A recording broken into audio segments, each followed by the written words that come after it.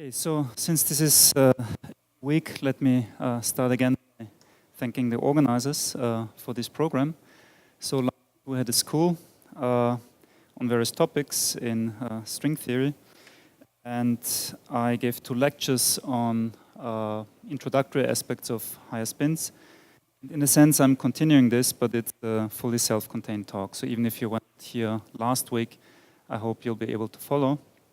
And if you were here last week, then, well, it should even be easier to follow. So I want to give an introduction to near-horizon high-spin holography. And I want to give you the simple punchline in the very beginning, in case you get lost in details. So the simple punchline is that I want to convince you that the Heisenberg algebra is fundamental not only in quantum mechanics, but also in near-horizon physics of gravity theories and also of higher spin gravity theories. And I'm going to be, of course, more explicit about how we come to these conclusions. This is based on work with various people at IPM Tehran, at Brussels, at my own university, TU Wien, and in SEX Valdivia. And the higher spin work is based on ongoing work with Alfredo Perez, my student Stefan Prohaska, David Tempo, and Ricardo Troncoso. Okay, so here's my outline. I'll start with a brief motivation. Then I'm going to show you how this near-horizon story works in the spin 2 case. And then I'm going to generalize it to spin n. So the philosophy in the presentation is a bit similar than in my lectures last week. I'm going to show you how things work in the spin 2 case, and then I'm going to just exploit the gauge theoretic formulation of higher spin theories in 3 dimensions to generalize this to arbitrary spin n. Then I'm going to discuss some aspects of soft Heisenberg here and use this to account for the black hole entropy of BTZ black holes, and then I'll conclude with some comments on ongoing work and possible future work. Okay, so a motivation of a lot of research in quantum gravity comes from black physics. So in particular, the Bekenstein-Hawking entropy law that relates the entropy of black holes in Einstein gravity to the area of the event horizon. That's a macroscopic result, and any reasonable theory of quantum gravity should eventually provide a microscopic understanding of how this formula comes about. And in 3-dimensional theories of gravity, if there exists a dual field theory, it's a 2-dimensional field theory. And there are many examples where the dual 2-dimensional field theory, if it exists, is a conformal field theory. And based on work by Andy Strominger and Steve Carlip, the symmetries of these conformal field theories have been exploited to count the microstates, even though these constructions don't allow you to identify what are the microstates in the first place. So you can count them using the symmetries, using the famous Cardi formula, but you don't necessarily know what these microstates are. And this same philosophy of using the symmetries to microscopically count the entropy of not just black holes, but also cosmological horizons, has been generalized in 2+1 dimensional gravity and gravity-like theories, which have symmetries different from the symmetries in the 2-dimensional CFT. So symmetries that differ from 2 copies of the Virasoro algebra.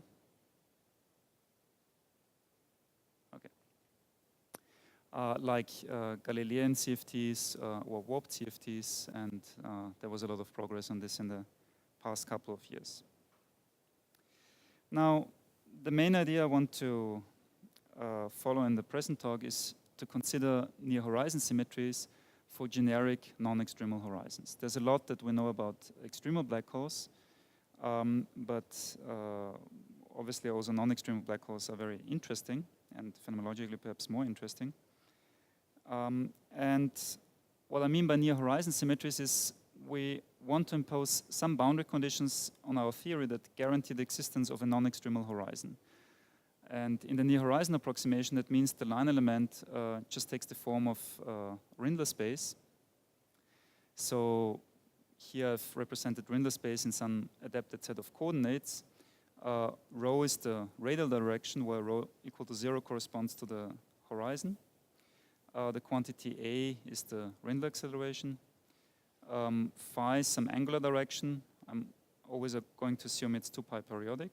So this is basically the coordinate that parameterizes the S1 at the horizon. And V is advanced time, so it's a null coordinate. And dot dot dot refers to higher order terms, so terms that are of higher powers in rho as we approach the horizon, or to rotation terms in case we have some rotating horizon. Okay, and when implementing this, there's a number of choices we have to make, and the first choice, which in my opinion is very crucial, is that we have to decide if Rindler acceleration is a state-dependent quantity or a chemical potential. What do I mean by that? Well, by state-dependent, I mean that the Rindler acceleration would be allowed to vary as part of the specification of the boundary conditions. And by chemical potential, I mean it's a quantity that is kept fixed. Or in holographic slang, state-dependent means that this would correspond to a normalizable fluctuation, and chemical potential would mean that changing the Rindler acceleration would switch on a non-normalizable fluctuation. Now, if we assume Rindler acceleration is state-dependent, then we need some mechanism to fix the scale. The reason for that is that in the near horizon approximation, there's nothing that provides a preferred normalization. So if you rescale Rindler acceleration by some constant and similarly rescale the coordinates with that constant, then this Rindler line element is completely invariant under that. And in some previous work with Hamid and Blaja and Stefan, we introduced a mechanism that fixes this scale that was of some advantage also for other purposes. So what we did was to compactify the advanced time V, introducing some scale L. And obviously this breaks the scale invariant, so then for a given scale L, it makes sense that the Rindler acceleration is 17 in units of this L. So at the technical level, this works, but the physical interpretation of this is very difficult because this is a light-like coordinate, and so compactifying a light-like coordinate introduces all sorts of problems. Well, if we don't fix the scale, then the statement that the Rindler acceleration has the value 17 has no operational meaning, because I can rescale it, and then instead of 17, it's 42 or whatever. Usually this is fixed by some asymptotic normalization. So if you are not in a near horizon theory, but have some asymptotic theory, for instance, asymptotically flat black holes, then the normalization is fixed by introducing a normalized time-like killing vector at infinity, and that gives you preferred normalization. But if you just stay in the near horizon region, there's no way, there's no preferred scale. And if you make Rindler acceleration state dependent, it means it is allowed to change. And then you have to make sure that the value of the Rindler acceleration that you measure has some meaning, is given in units of something. And that is why we introduced this scale L, because that provides units for the Rindler acceleration in the near horizon theory without having to go to infinity to introduce a scale. So it does work, but it works in this sort of awkward way because it's not technically awkward, it's just that the physical interpretation of such an identification is not straightforward. Now, you avoid all this if you assume that Rindler acceleration is a chemical potential, because then it's just fixed. Then you sort of measure all other quantities in units of Rindler acceleration, so that provides its own units. Well, I'm not sure I should call it a disadvantage, but certainly a property of this choice is that all states in the theory then have the same temperature, namely just the Unruh temperature. And just to highlight that this is not what we usually do in holographic setups, if you think about, for instance, standard ADS holography and BTZ black holes, it's not true that all BTZ black holes have the same temperature. Depending on mass and angular momentum, different states have different temperature. But in that theory, if that theory exists, if we choose Rindex's version to be a chemical potential, and all states have actually the same temperature.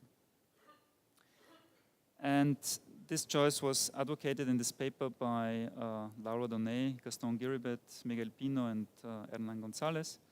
And this is the choice I'm going to make in this talk as well. The second choice is a more technical one. We have to choose in which theory to work. I'm going to restrict myself to 3 dimensions for simplicity, and because only in that case I know how to generalize this to higher spins. And within 3-dimensional Einstein gravity, I'm going to use the Chern-Simons formulation that I introduced in the school last week. So just as a reminder, this is the bulk action. It's the difference of 2 Chern-Simons actions with SL2 connections A plus minus. And this Chern-Simons level K is essentially the ratio of the ADS radius over Newton's constant. And in the rest of the talk, I'm going to set the ADS radius to unity. Okay, so I'm using now the same bulk theory as last week, but of course I want to impose different boundary conditions, and as I emphasized in my lectures, half of the physics resides in the choice of boundary conditions. So the boundary conditions I want to impose now are not the Brown-Renaud type of boundary conditions, but boundary conditions that ensure that we're in this near horizon theory with near horizon Rindle line elements. I'm starting with a standard trick, namely by this partial gauge fixing that I reviewed last week. So I'm assuming that the connections can be written in terms of some group elements B that depend only on the radial coordinate, and these group elements are not allowed to vary. And then I have a connection small a that depends only on the boundary coordinates x0 and x1. And in the rest of my talk, I'm going to drop all the plus-minus decorations and just work in 1 chiral sector. And again, I'm going to assume that the manifold is topologically either a cylinder or a torus, the radial coordinate of which is rho, and the boundary coordinates x0 and x1 correspond to advanced time v and angular coordinate phi. So in the standard ADS3 approach, the choice for the connection small a is most suitably represented in highest weight gauge. So the highest weight component, L plus, is some state-independent constant. The lowest weight component has a state-dependent function, and the group element is the exponential of rho times the diagonal element L0. And L plus, L minus, and L0 refer to the standard SL2 algebra.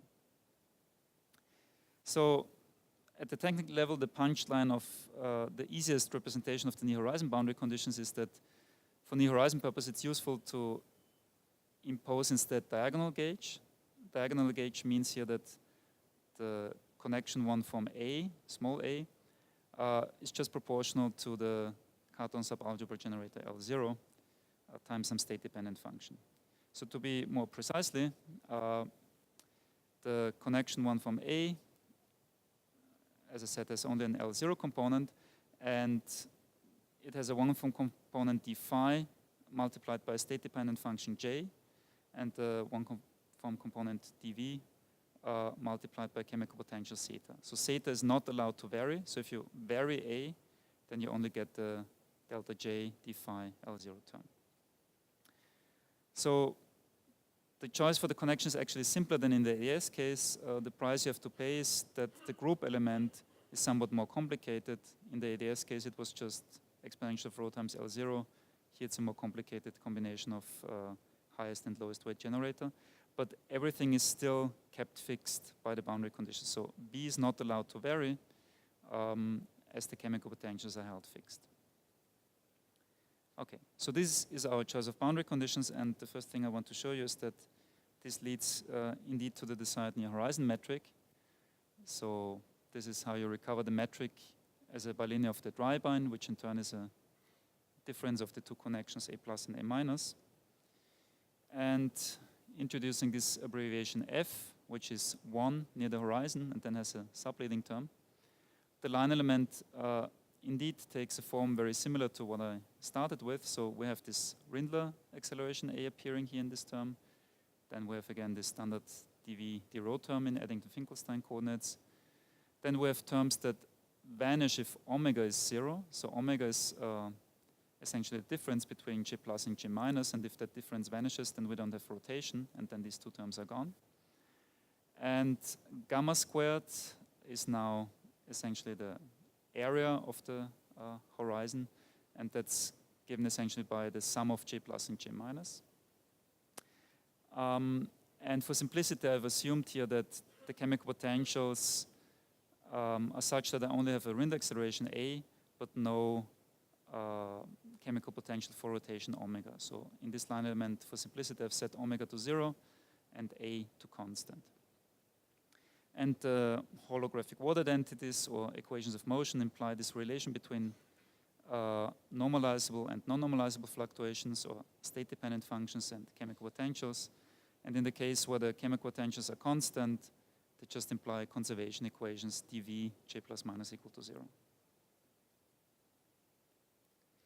So here's some comments. So we recover indeed the side near horizon metric that I started with, where dot dot dot refers to subleading terms and rotation terms. The Rindler acceleration is indeed state independent because it's a linear combination of the chemical potentials, zeta plus and zeta minus. And we find two state-dependent functions as, well, in most other holographic approaches in three-dimensional gravity. So, for instance, in ADS holography, you have the two Virasoro towers. Here you have two state-dependent functions, gamma and omega, that on shell can be arbitrary functions of the angular coordinate phi. And these solutions, well, describe something that has been dubbed black flower. So the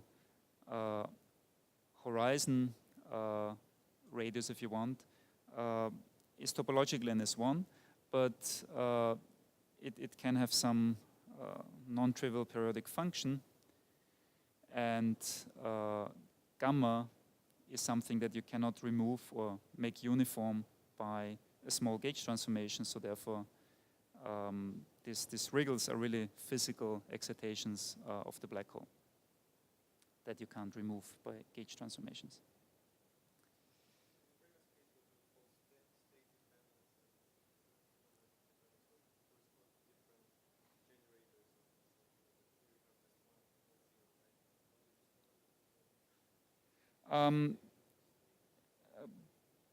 The difference is that I have, I have, if you want, a time component, a spatial component in the connection, and actually introducing chemical potential in this way is exactly how you would do it in any other gauge theory. So if the chemical potential is gone, then you just have JD phi, and you switch on the chemical potential by just giving some, by changing A0 to A0 plus mu.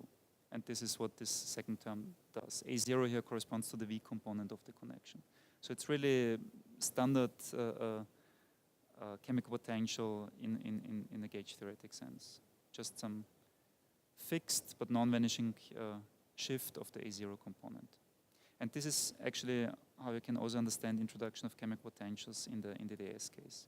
There you also change the T component of the connection in a similar way. I'm going to show this a bit later, how it works in the ADS case. In my lectures, I didn't introduce non-trivial chemical potentials in the ADS case for simplicity. Okay. Now, at this stage, we don't know if our boundary conditions are reasonable or interesting, and the crucial quantity to consider to find out whether they're interesting and reasonable is to calculate the canonical boundary charges. So those entities are non-zero for large transformations that preserve the boundary conditions, and the zero-mode charges of these canonical boundary charges typically correspond to mass and angular momentum. And I can use the same result as in my lectures last week. I'm using the background independent result for Chern-Simons theory. And if I plug in our boundary conditions, then I get this result for the canonical boundary charges. So it's an integral over the S1 at the horizon. then there's the function that parameterizes the transformation, and then there's the state-dependent function j of phi. And these functions, or these charges, are manifestly finite for the same reason as before, because I've represented all the radial dependence through state-independent group element B that cancels out in the canonical boundary charges. The canonical boundary charges are also integrable in field space. This is a quantity that is not always trivial, but here it holds. The charges are also conserved in time as a consequence of the holographic word identities. So if you act with dv on Q, this vanishes because dv of j is 0. And most importantly, the canonical boundary charges are non-trivial. So they're not constant or 0 on all physical states, or on all configurations. So that means there are actually non-trivial physical states, namely boundary states, that are characterized by the state-dependent functions j. Okay? So it can happen if you impose boundary conditions that are too strict, that you get canonical boundary charges that obey the first three properties but not the fourth one, and in that case your physical state space would be empty, and that theory, even though consistent, would be very boring, but in our case the canonical boundary charges are non-trivial. So that means we have a meaningful near-horizon theory, we have meaningful near-horizon boundary conditions, and can check some of the consequences of that theory. And the first thing I want to check is, what is the near-horizon symmetry algebra? So the near-horizon symmetry algebra consists of all near-horizon boundary condition preserving transformations, modding out the trivial gauge transformations. So the trivial gauge transformations are the ones that don't lead to any canonical boundary charges. And the most general transformation that preserves the boundary conditions acts locally as a gauge transformation in such a way that this gauge transformation produces an allowed fluctuation. So order delta A means some fluctuation of the connection one from A that is allowed by our boundary conditions. And last week I showed the result of this for the ADS case. Here it turns out that two of these parameters, namely epsilon plus and epsilon minus, are pure gauge, so you can remove them by small gauge transformations, and only this quantity eta is not necessarily pure gauge, and solving these equations leads to the condition that eta is conserved in time, so eta is also only a function of phi. And this implies that the most general boundary condition preserving transformation acting on the state-dependent function j just produces this state-independent term d phi of eta. And that captures already, in essence, the near-horizon symmetry algebra.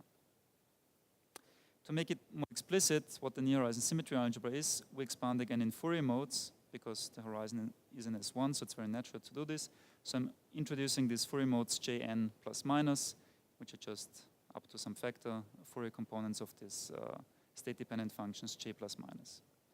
So what algebra should we expect? One natural expectation could be that it's again Virasoro, because after all space-time is still locally ADS3. So it's not completely absurd to expect a Virasoro algebra to come out of this analysis. But there are two other natural expectations, natural depending on what is your prejudice, I guess. So the expectation contained in the paper by Hawking, Perry, and Strominger is that you might expect BMS3, so the asymptotic symmetry algebra associated with asymptotically flat space. And the reason for this is that a Rindler boundary is very similar to Scry, so to null infinity in flat space, because it's again a null hypersurface. And we actually did have neither of these two expectations. We had a different prejudice. We expected the warped conformal algebra to appear. I'm going to show you later what this algebra is. But the reason for our expectation was that this was precisely the algebra that we found for Rindler-Resk holography. So for the other choice that I mentioned in the beginning, where Rindler acceleration is state dependent. And it's also what Donnet, Giribet, Gonzalez, and Pino found in their near-horizon analysis. So it would have been natural for us to expect this algebra to appear, but it's neither of these three. It's something much simpler. the near horizon symmetry algebra consists just of two copies of U1 current algebras with non-zero levels. So that's almost as simple as it can get in 3 dimensions without being completely trivial. And in particular, it's much simpler than CFT2 or warped CFT2 or Galilean CFT2 or any of the other two-dimensional, infinite-dimensional algebras that were encountered before in holographic descriptions. And you can use this simple map, just linearly combining the generators to map this near-horizon symmetry algebra to infinite copies of the Heisenberg algebra with 2 Casimirs, x0 and p0. So x0 and p0 commute with all other generators, and xn and pn with non-vanishing n obey just the standard Heisenberg algebra. So this is how the Heisenberg algebra emerges in this near-horizon description, which was the main punchline. Okay, so this was the spin 2 story. Now let me generalize this to spin n, and the short version is everything works completely analogous. So in spite, yes?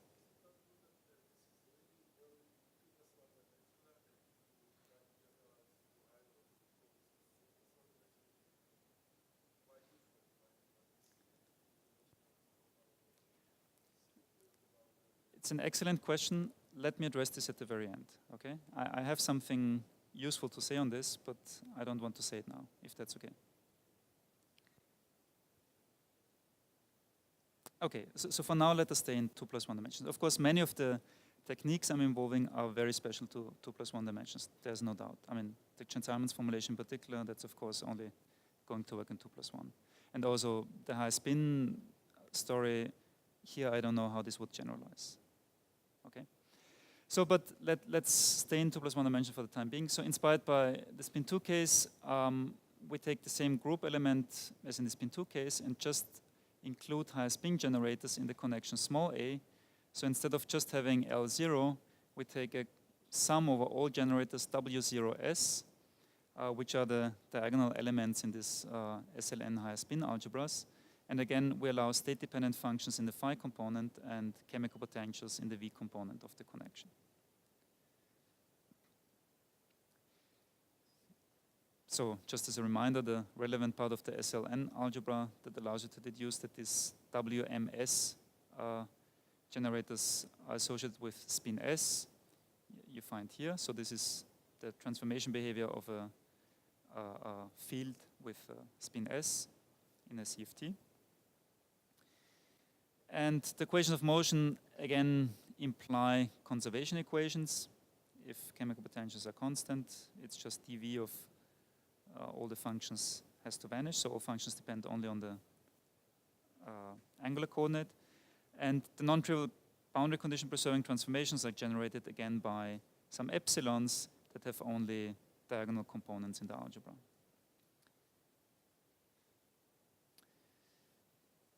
The result for the canonical charges takes also the same form. You can introduce again Fourier components, and what you find is again the Heisenberg algebra. So the main difference is now you have, instead of 2 Casimirs, you have 2n minus 2 Casimirs, where n is the n appearing in the SLN. So in the spin 3 case, n would be 3, and you would get 4 Casimirs instead of 2. Okay. So let me now discuss some physical consequences of these boundary conditions beyond the symmetry algebra, and the first one is what I would call soft hair. So let's consider the vacuum state 0, defined by highest weight conditions, and let's consider a generic spin 2 descendant psi that you get when you act with creation operators on the vacuum with arbitrary combination of creation operators. And in order to decide what is the energy of these descendants, we need to know what is the Hamiltonian. So the Hamiltonian we define as the canonical boundary charge associated with unit time translations along the advanced time dV. And this is given by essentially one of the Casimirs, namely P0. And the main observation here is that this commutes with all generators of the algebra, so it commutes with all these creation operators. So as opposed to more standard situations like harmonic oscillator, where when you act with creation operators on the vacuum state, you generate states of higher and higher energy. Here in this case, no matter how often you act with J's on the vacuum, you don't change the energy because the Hamiltonian commutes with all creation operators. So it means that the energy of any vacuum descendant is actually the same as the energy of the vacuum. And in this derivation, you can replace vacuum by any BTZ state as well. So that means that any descendant of a BTZ black hole that you get when you act with these creation operators on the BTZ black hole has the same energy as the BTZ black hole. So you have an infinite tower of states, all of which have the same energy. And this is what we call soft hair, or what has been called soft hair by Hawking, Perry, and Strominger. So these are zero energy excitations on the horizon. Okay. So let me now discuss some aspects of black hole entropy.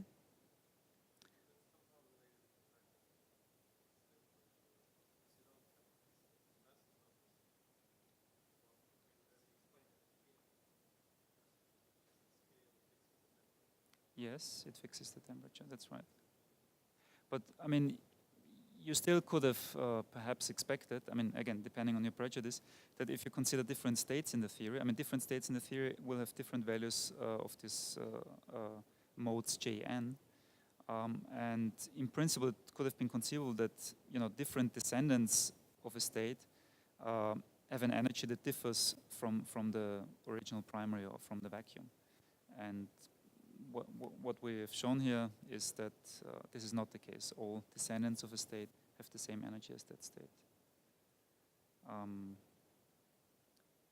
mean, the same statement would not be true, for instance, in the ADS case with Brownian no boundary conditions. There, if you generate, for instance, descendants of the vacuum, you can calculate the energy, and that energy will be higher than the one of the vacuum.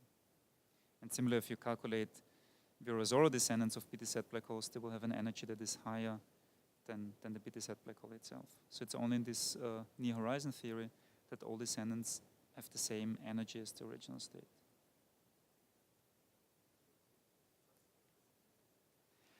That is a fair question. So of course, the immediate problem that you may spot is that if you want to use this to do a microstate counting, if you do it naively, you will get infinity because you have infinitely many microstates, all of which have the same energy. So the non-trivial part of getting the entropy right is, again, some means to provide a cutoff on the spectrum. And, well, this is a separate story that I can comment upon because we think we found a solution to this recently.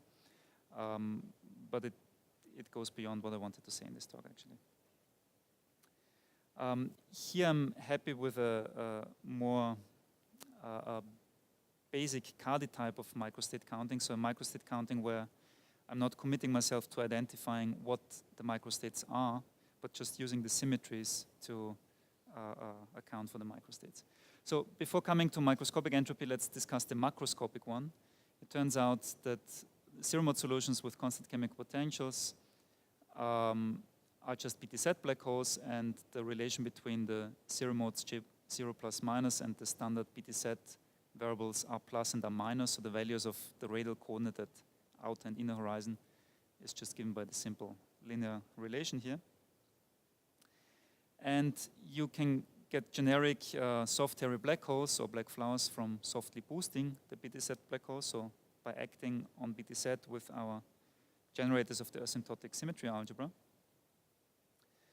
And the crucial observation is that soft hairy black holes remain regular and have the same energy as BTZ, which is not true for other type of boundary conditions. So that's again a special feature of these near horizon boundary conditions. And if you just calculate the macroscopic entropy by any way that you know, so Bekenstein-Hawking or directly in the Chern-Simons formulation, or using Soloduchin's conical deficit method or Walt's Noether charge technique, you get this result here.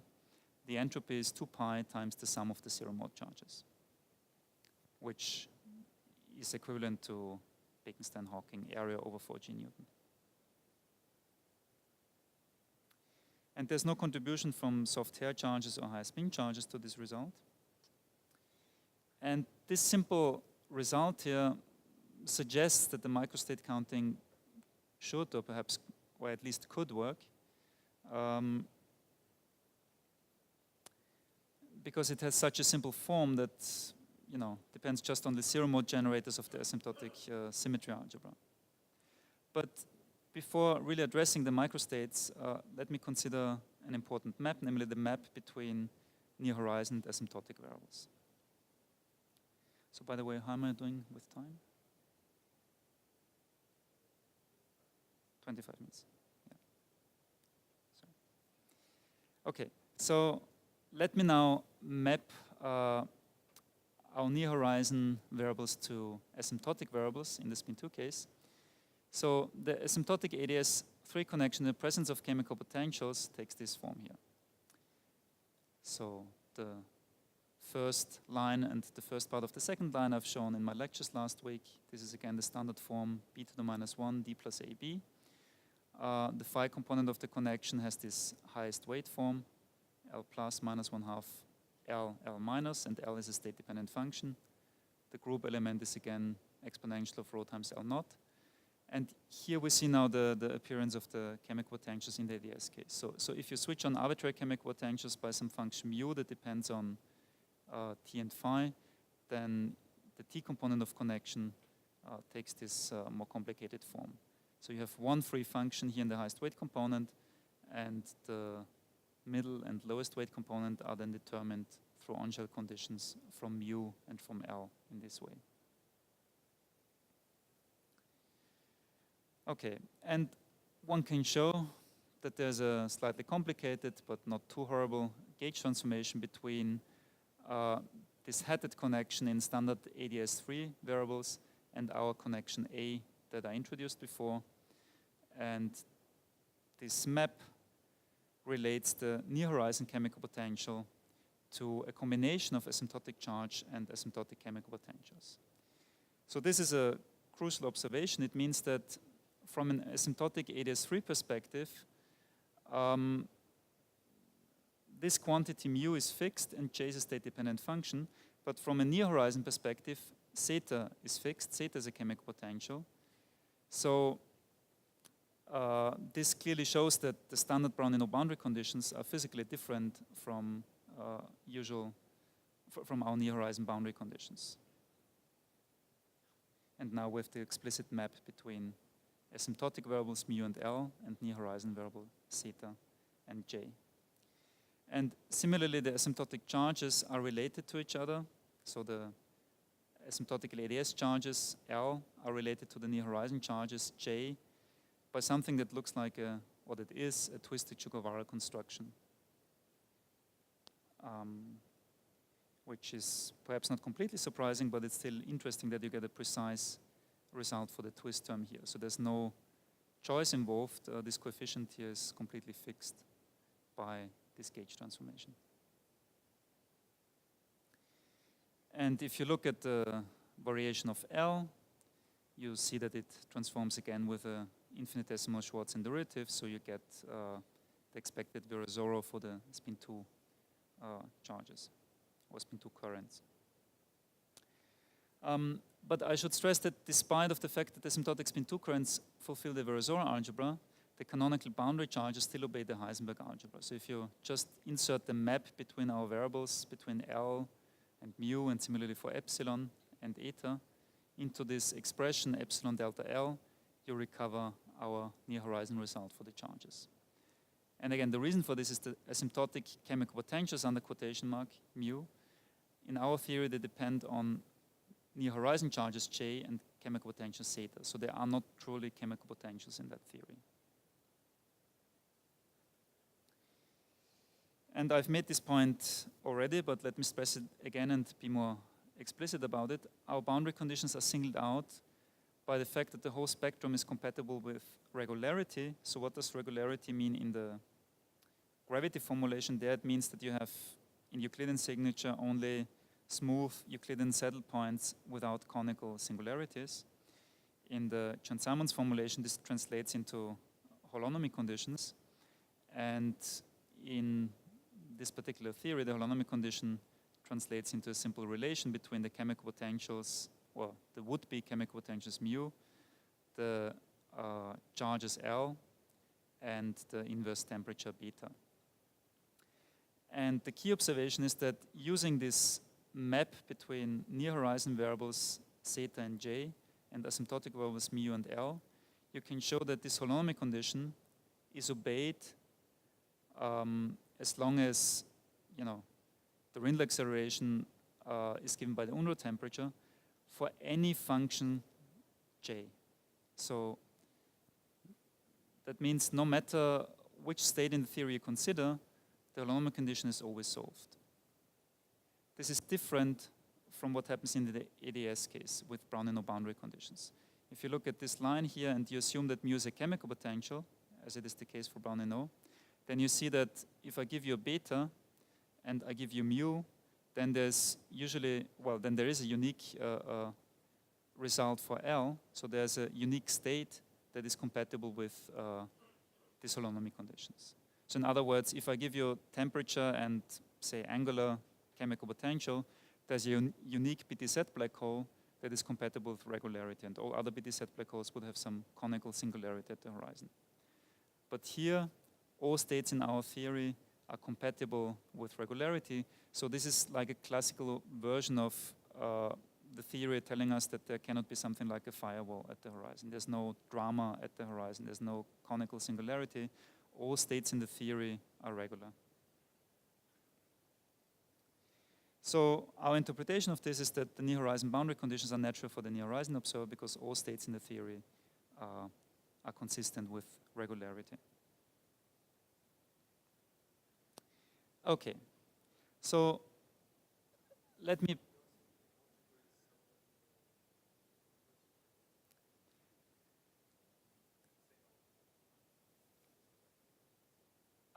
it's not asymptotically ADS in the standard sense.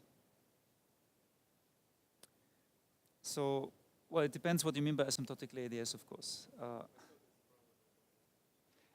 No, if you mean that, then our theory is not asymptotically ADS. If you take as a synonym of asymptotically ADS Brown-Renaud boundary conditions, our theory does not obey Brown-Renaud boundary conditions, and the reason for this is again this map here. Brown-Renaud boundary conditions require you that mu is fixed and state independent, and L can vary. But our theory, by contrast, requires that zeta is state independent. So that means, you know, it's not possible that this varies and this doesn't vary. Okay, so our theory is really different. It's not Brown-Renaud.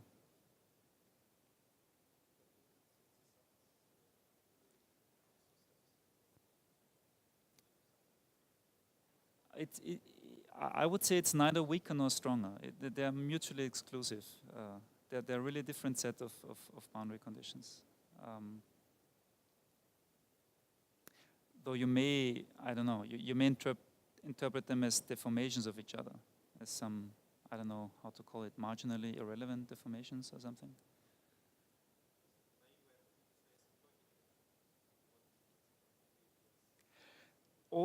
All from a metric perspective, all solutions are locally ADS, and they also asymptote to ADS geometrically. They don't have standard Pfefferman-Graham expansion that you find in the Brown-Renaud case. Actually, there's a precedent to this. So this is not the first set of boundary conditions in ADS3 gravity that differs from Brown-Renaud. There's a set of boundary conditions by Geoffrey, Andy, and Wei, so compare Strominger boundary conditions, where the theory is locally ADS3. It's again Einstein gravity with negative cosmology constant, but you get a different symmetry algebra, and so you don't get two copies of Virasoro, you get one Virasoro and one U1 current algebra. and the theory is inequivalent to the Brown-Eno theory. And in our case, in some sense, we go one step further. So instead of, Brown-Eno has two Virozoros, Compare-Song-Strominger has one Virozoro and one U1 current algebra. We have two U1 current algebras.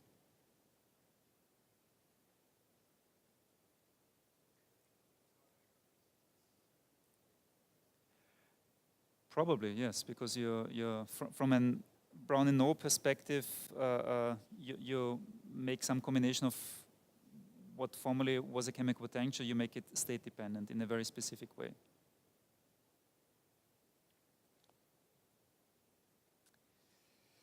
Okay, so what I want to do here is a very naive idea that has no reason to work. So I want to use the map to asymptotic variables to do a standard Cardi counting. So despite of the fact that our asymptotic symmetry algebra is not Virozoro, I can use this twisted Sugawara construction to construct the Virozoro algebra out of our asymptotic symmetry algebra. And then I do Cardi counting using this Virozoro algebra, and then I just check if it works or if it doesn't. So starting from the Heisenberg algebra, we obtain this semi-classical Virozoro algebra, where this central term here comes from the twist term. So for obtaining this expression, it's important that we have this precise result. This precise value for the twist in this Sugawara construction. And if you just start with this Virozoro algebra, close your eyes and use the Cardi formula, then you recover this macroscopic result. So for some reason this works, but it's a bit mysterious at this stage why it does work. Okay. But interestingly, that's not the only type of Cardi type of counting that you can do. You can do a completely different counting based on a warped CFT. So warped CFT is, in essence, a field theory in two dimensions that has a symmetry algebra, one copy of Virozoro and one copy of a U1 current algebra. You can do a Sugawara type of construction using these bilinears of the generators to construct new generators Y and T. And you can easily check that the algebra is a centerless warped conformal algebra. So instead of Virozoro, we just have a width algebra here. And instead of a U1 current algebra, we just have trivial super translation, so Tn commute with each other.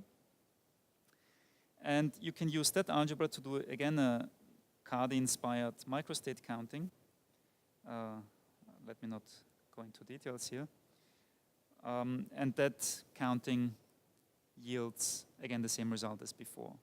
So one way to read this result is that the entropy is beta times the Hamiltonian, or the Hamiltonian is the product of black hole entropy and Unruh temperature. So it's like a trivial version of the first law. Energy is temperature times entropy. So also this counting seems to work. Now, what about the higher spin case? Well, let me again avoid presenting details. In the high spin case, you can also do a map from the near horizon variables to asymptotic variables, and you get this Sugawara type of constructions that are a bit more complicated.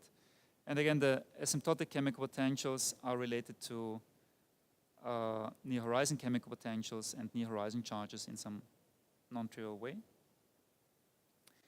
And again, the holonomic conditions they are solved automatically for all states in the theory. And again, the boundary conditions are singled out by demanding that the whole spectrum be compatible with regularity. So everything I said generalizes easily to the higher spin case. So therefore, let me just quote the main results and point out some differences. So the first difference is already in the spin 3 case, the G5I component is not just given by gamma squared, but now receives a higher spin contribution to the horizon area, if you want. Nevertheless, the entropy is just given by this part here. So the naive Bekenstein-Hawking entropy would overcount if you have non-trivial high spin charges switched on. So in the high spin case, Bekenstein-Hawking no longer holds. but Chern-Simons entropy formula still gives the still gives the same result as in the spin 2 case. So there is no contribution of the high spin charges to the entropy. So, and that generalizes to arbitrary high spins. And there's no microscopic attempt yet to calculate higher spin entropy. Okay, so how much more time do I have? 10 minutes, okay. That's probably more than I need, but let's see. So let me now compare to some of the previous related approaches. I mean, I made already this comment, but let me do it here again. So our boundary conditions differ from Brown-Linot because their chemical potentials depend on our charges and chemical potentials, and in particular, their asymptotic symmetry algebra, the Virasoro algebra, is composite in terms of the Heisenberg algebra. Something similar applies to the boundary conditions by Donnet, Giribet, Gonzalez, and Pino. They had similar boundary conditions than the ones that we use. But the main difference is if we look at the asymptotic killing vectors and compare them with ours, then we see that what they call T and Y become state dependent for our boundary conditions. And their asymptotic symmetry algebra, the warped CFT algebra, is again composite in terms of the Heisenberg algebra. So again, the main punchline is that the asymptotic symmetry algebra found in some other approach is composite in terms of the Heisenberg algebra. The same applies to our previous attempt to this Rindler-esque type of holography where Rindler acceleration is state dependent. The asymptotic symmetry algebra that we found was a twisted warped CFT algebra, and again one can show that this is composite in terms of the Heisenberg algebra. In relation to Hawking, Perry, and Strominger, let me just say that also the BMS3 algebra, which consists of supertranslations, superrotations, is composite in terms of the near horizon algebra. So that means it is true that even in ADS, you find the BMS algebra in the near horizon theory, but it's not the fundamental building block. It's something that is composite out of something more fundamental, namely out of the Heisenberg algebra. And okay, let me give you some interpretation, or some comment on complementarity. So the asymptotic Virasoro algebra that you find in Brown-Linot is composite from a near horizon perspective, and that implies that the same physics is described naturally in very different variables for asymptotic and near horizon observer. So the asymptotic observer would most naturally keep the chemical potential that are called mu fixed and keep L as a state-dependent fluctuation, whereas the near horizon observer most naturally keeps the chemical potential zeta fixed and allows for arbitrary variations of the near horizon charges J. And the asymptotic chemical potentials depend on near horizon charges and chemical potentials. So if you express one set of variables in terms of the other, then you mix chemical potentials and state-dependent charges. Okay, here are some elaborations. You can generalize everything to flat space, and a similar story works. So you find again the Heisenberg algebra, you find again BMS as composite of the Heisenberg algebra, you find soft Terry flat space cosmologies, and you find again this map between asymptotic chemical potentials and near horizon quantities. And again, you get Bekenstein-Hawking with no software contribution in the macroscopic entropy. Okay, other generalizations you can consider more complicated theories of gravity in 2+1 dimensions, like massive gravity theories, for instance, topologically massive gravity. This is certainly doable, and part of it has been done in the meantime already. In the higher spin case, it would be interesting to generalize our construction to H.S. Lambda theories, so to Vasiliev type of theories where you don't truncate at finite spin but go with the spin to infinity. This is not completely trivial because there are inequivalent ways of doing this, and this is something for the future. perhaps I'll skip this comment here. If someone is interested in what lower spin gravity means, just ask me. And, well, we extended the discussion of this near horizon theory by making a proposal very recently. So this appeared a few days ago in collaboration with Hamid Afshar and Shaheen Sheikh Jabari, to give an explicit proposal for all the BTZ microstates using the Heisenberg algebra. And we claim that these microstates, or this construction, really accounts for the BTZ black hole entropy, and it resolves this problem. So there is a way to provide a cutoff on the spectrum in a precise way, and that's what cuts off this infinite tower of soft hair states, or of soft hair descendants, to a finite number of such descendants, and to a finite number in such a way that once you count the number of those microstates, you get exactly the BTZ black hole entropy, at least in the limit of large black holes. Okay, and to come back to your question, so what about 4-dimension? Does it work? Is there again soft Heisenberg here? Is BMS4 composite? And what are the near horizon symmetries? I can give some partial answers to these questions. Well, the answer here, maybe. We do have one non-trivial indication that it can work. When you look at what the near horizon symmetry algebra is, you find it's not actually BMS4. It's something that is a bit different from BMS4. This was done in the paper by Geribet, Gonzalez, Donet, and Pino. So they were generalizing the 3-dimensional discussion to 4-dimension. They were imposing near horizon boundary conditions, and they found an infinite dimensional symmetry algebra consisting of super rotations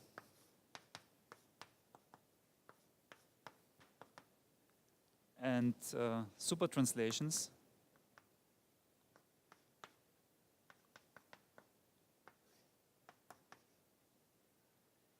And there's a second tower. Well, maybe let me call this plus minus. And, well, and each of those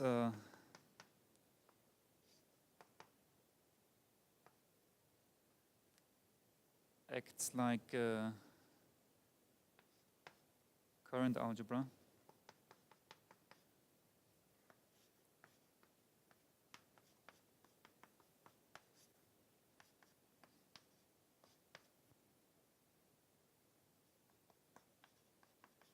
So this is the 4-dimensional symmetry algebra found by DGGP. So n and m and k and l are integers. So you have 2 copies of the width algebra and then this additional super translations. And this is similar to generalized BMS4. By generalized, I mean you include not just super translations but also super rotations, as Clem Barnich and Cedric Trosser did. But the commutation relation between the width or Virasoro generators and the super translations differs from the BMS case.